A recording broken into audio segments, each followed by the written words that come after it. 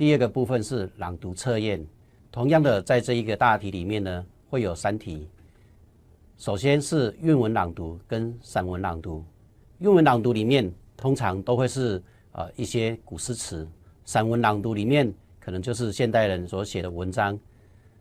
那准备的时间都是只有1分钟，然后在时间内念出你所需要的答案。首先，我们来这里有举出一个范例，韵文朗读的测验。这里提供的范例，第一个是我们非常熟悉的童谣，另外2个呢是唐诗。所以我们先看童谣的部分。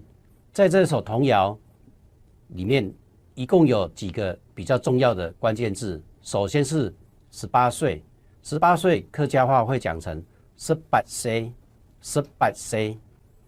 另外一个是转外家，也就是回娘家的意思，客家话会说成转外家，转外家。可是在这个转外家如果念快一些，在南部客家人的口语里面，它会变成转外家，转外家。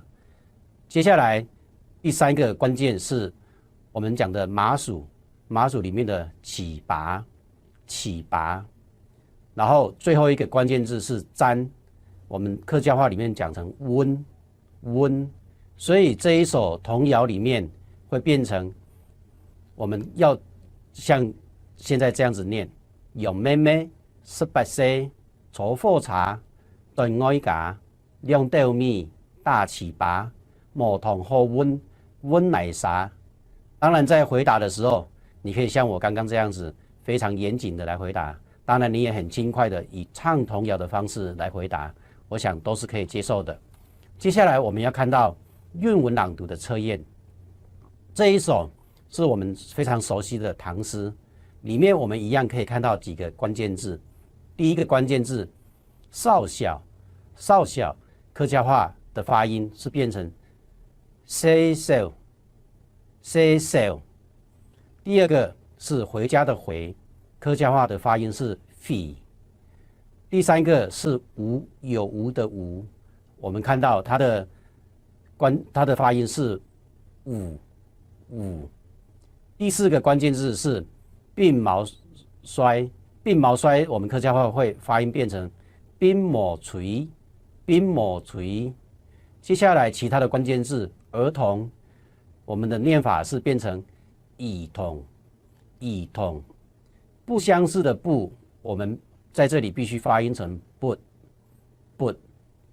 最后客从何处来的客从，我们发音成客从，客从。所以这一首唐诗的参考答案，我们可以念成这样：小小离家老太妃，乡音无改鬓毛垂，儿童相见不相识，笑问客从何处来。小小离家老太妃，乡音无改鬓毛垂，儿童相见不相识，笑问客从何处来。最后我们看到另外一首唐诗，同样的它还是一样有几个重要的关键字。第一，美酒发音成米酒，米酒。